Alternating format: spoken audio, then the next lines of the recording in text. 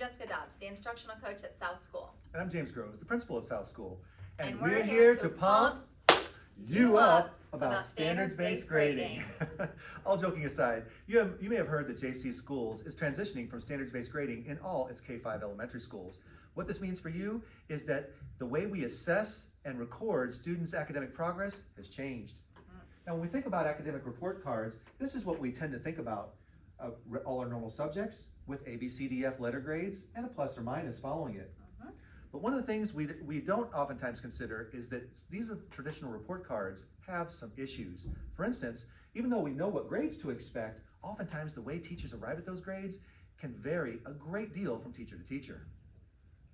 Think back to high school or college. You knew the teachers that would get you an easy A and the ones you have to work a little bit harder for.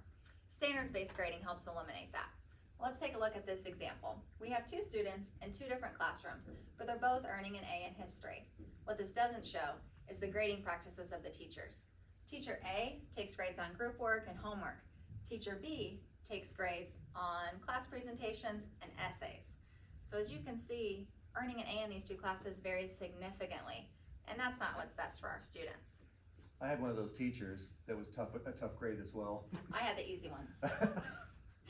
So another downfall of traditional report cards is that grades do not accurately reflect what a child is learning. When a child comes home with an A or even a C, what does that really mean? What are they learning in math? And that's a great question. Let's take this as an example very quickly. Pretend your child comes home with an A. You're excited, you're celebrating, it's a great time, but the big question is still there. What do they have an A in? What are they doing well in? Is it geometry or algebra? Possibly understanding how to calculate area and perimeter, or maybe they are really good at their addition and subtraction facts. The question is as parents, you don't exactly know what your child's good at, or if their grade is not an A and maybe it's a D or an F, what they need support with. And that's how standards-based grading can help us in the end. So as we think through, another concern about traditional report cards is they just don't help us to understand where a child is truly at and if they're making progress or not. Absolutely not, because those have averaged grades. And when we average grades, we take away the chance to see where a student really shines and where they need more support. So let's take a look at this math. When all of these math topics are averaged, we end up with a C for that student, leading most of us to believe that they're pretty average in math. But when we take a closer look, we see that they're an excellent mathematician. They just really struggled with fractions. But traditionally, once those were averaged, that brings them down to a C. That's not what's best for our students either. Okay, so enough about why traditional grades needed to go. Let's talk about the pros of standards-based grading. And first, we have standardized grades and reporting measures. All this means is that we're consistently grading the same way.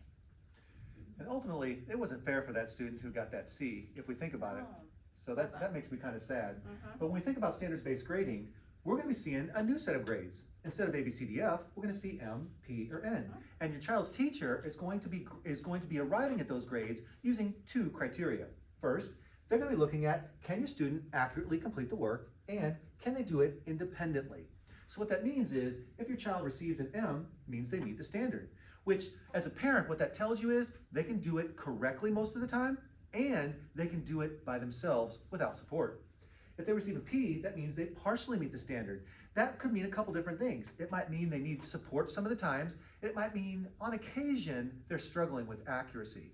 Finally, if your child receives an N, that equips you as a parent to know exactly how to support your child, because it tells you that your child is struggling with either accuracy or being able to do the work without support from peers or teachers. Now, as we look ahead, we know that standards-based grading also provides clarity for students, parents, and teachers on what a child is learning and how they're progressing, and that's important. Yes, James, I love this example using the bike. This really helped me wrap my mind around standards-based grading. So we have the standard at the top each time we go to assess. The standard for this one is riding a bicycle down the street independently. Then you can see that it's broken down into the three areas of performance. So let's start with an N. This student gets an N because they're not meeting the standard. As you can see, they've fallen off their bike. They're not able to ride independently. Next, we have a P.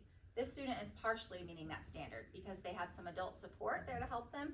They also have training wheels, so they can ride the bike, but they do need that support there for them.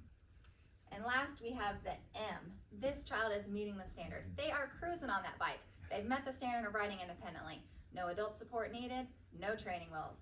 So they are off. Each time a teacher goes to grade something, they have the standard at the top and the 3 areas of performance broken down. So this allows them to grade consistently across the board in all areas.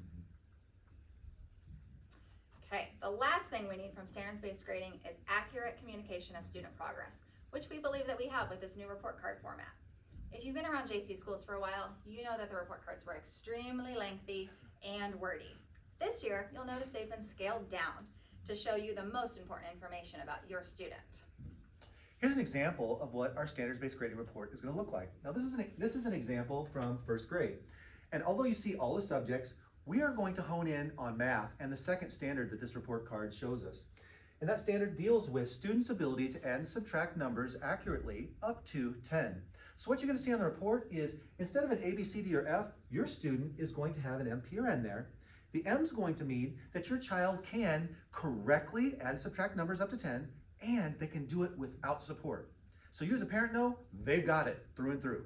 If they receive a P, what that means is they might need some support sometimes by teacher or peers in the classroom, or possibly they struggle on occasion with getting it correct. That would be that P, that partially meets the standard.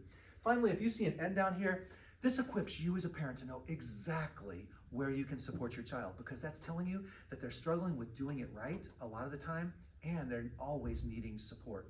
And as a parent, that helps you to know exactly where you can prop up your child and give them the encouragement that they need. Now, as you think about these grades, one thing that's very important to remember is, let's just say your child receives an N, which means they're not getting the standard at this time. That may change. And that's a good thing for you as a parent to know, because right now the child may be struggling, but that teacher is going to be working on that standard throughout the year. And so it may go up to a P or an M before long. And that's exciting for you as a parent to watch.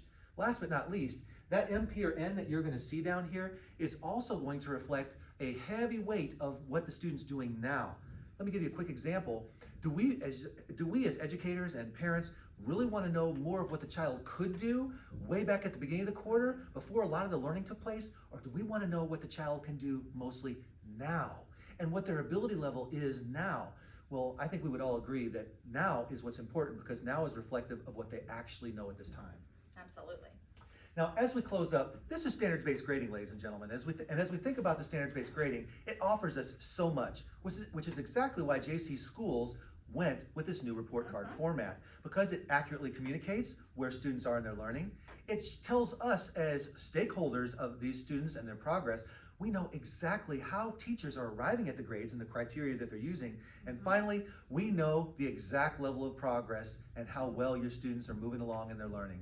And ultimately, this helps you and teachers and administrators to know a couple very important things. But most importantly, what it does is it just informs us all to be able to help your children to thrive, both at school and in life. We know standards-based grading is a big shift from the grading that you and I grew up with. But we're hopeful that you can see the benefits of it, not only for our students, but you, their parents and caregivers, as you help them navigate the path to becoming the best they can be. And we hope that you have been pumped up about standards-based grading. Bye.